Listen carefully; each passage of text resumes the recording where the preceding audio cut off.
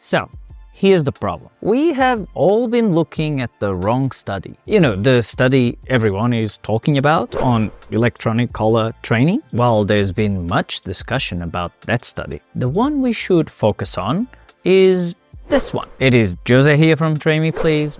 Let's talk about it. Full disclosure, I am in favor of force-free, reward-based dog training. I want to acknowledge that confirmation bias might lead me to favor information that supports my views. No study is perfect, including this one, and I'll address its limitations shortly. With that said, I do think that we can learn something useful from this carefully planned and executed study. I will do my very best to be objective here and to analyze it fairly. The dogs in this study received up to 150 minutes of training over 5 days with 2 sessions each day. The dogs were referred to trainers because they had specific behavioral issues, mainly with recall and chasing other animals. A total of 63 dogs were divided into 3 groups, each containing 21 dogs. E-collar group, with trainers nominated by the Electronic Collar Manufacturers Association,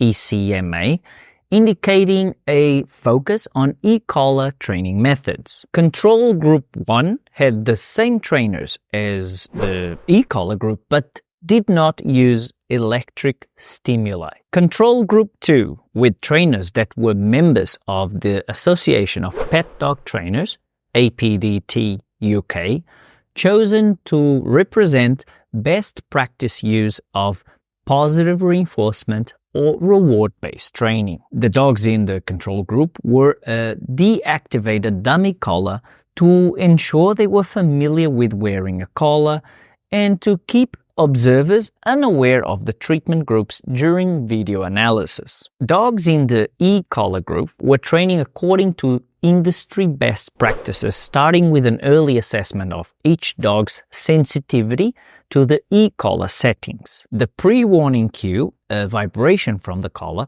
was associated with the electric stimulus. The intensity of the electric stimulus was adjusted based on each dog's tolerance, helping them learn to change their behavior to avoid the stimulus through negative reinforcement. All trainers in all groups had access to food rewards and could use them as deemed appropriate during training. The researchers reviewed extensive video footage focusing on 2 behaviors, recall and sit. They measured the proportion of dogs responding after the first command. I will call it cue going forward. They also assessed the latency or the time it took for the dog to respond after the cue was given. Here's what the study found. The reward-based group, Control Group 2, had the most first cue responses for both come and sit and responded the fastest with fewer hand and leash signals needed. The e-collar group had the fewest successful first cue responses and slower reactions, especially as training progressed. Control Group 1, which didn't use e-collars but shared trainers with the e-collar group, had more successful responses after multiple cues. They relied more on multiple cues, hand signals, and leash pressure. They also had more disobeys compared to the reward-based group. These results showed that the reward-based group had clearer,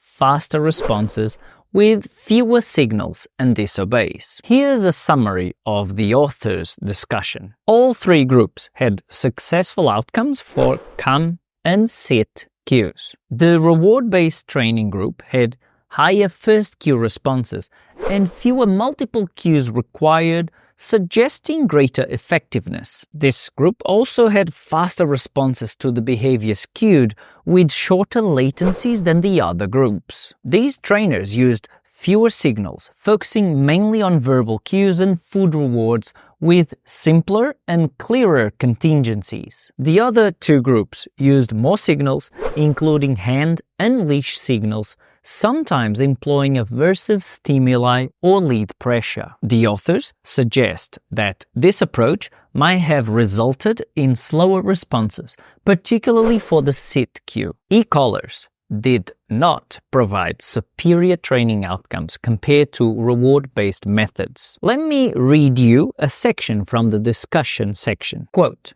"It has been frequently argued that the use of aversives in dog training results in poorer learning outcomes and poses greater welfare risks compared with largely reward-based training. Our results demonstrate through direct evidence from real-life situations that the reward-focused training was indeed more efficient than methods which included potentially aversive stimuli such as electric stimuli or excessive lead pressure." Unquote. Before we get to the limitations of this study, can I please ask you to click the like button below so that more people can find this content? Cute photo as a thanks. The biggest limitation of this study was that the e-collar group and control group 1 dogs were trained in winter, while control group 2 dogs, positive reinforcement based, were trained in spring. These constraints were due to the availability of dogs and trainers that the researchers had to work around. According to the authors, published studies comparing seasonal variation in dog training outcomes were not available, but they did analyze weekly variations in behavior, cue usage, and training results. No differences were found. The second limitation pointed out by the authors was that the training approaches varied between groups. The reward-based group focused primarily on recall training using rewards, while the other groups worked on both recall and obedience behaviors, potentially affecting the comparability of training outcomes. The e-collar and control group 1 chose to work on both recall and general obedience, including sitting. According to the authors, this could indicate a greater focus on controlling the dog, as well as achieving the target goal behavior, the recall. Another potential limitation is that we actually do not have a description of how the behaviors analyzed were trained. That does not invalidate any of the conclusions, but I would be curious to know what approximations or procedures were used to train the recall and sit behaviors. Each study on this topic helps us make better informed decisions, and I believe that this one contributes significantly. I also want to point out here that efficacy should not be our only deciding factor. I personally place great value on ethics and well-being, and I believe our decisions should be based at the intersection of these principles and the knowledge we gain. If you like this kind of stuff, how dogs learn and how best to teach them, you might be interested in my brand new Dog Training and Behavior Modification Principles course. It is available for a very low fee, and I will link it in the description below. Could you leave me a comment below with the keyword science? That will let me know that you watched the video to this point. Next, watch this one here, which I am sure you will enjoy. Obrigado e até a próxima. Tchau!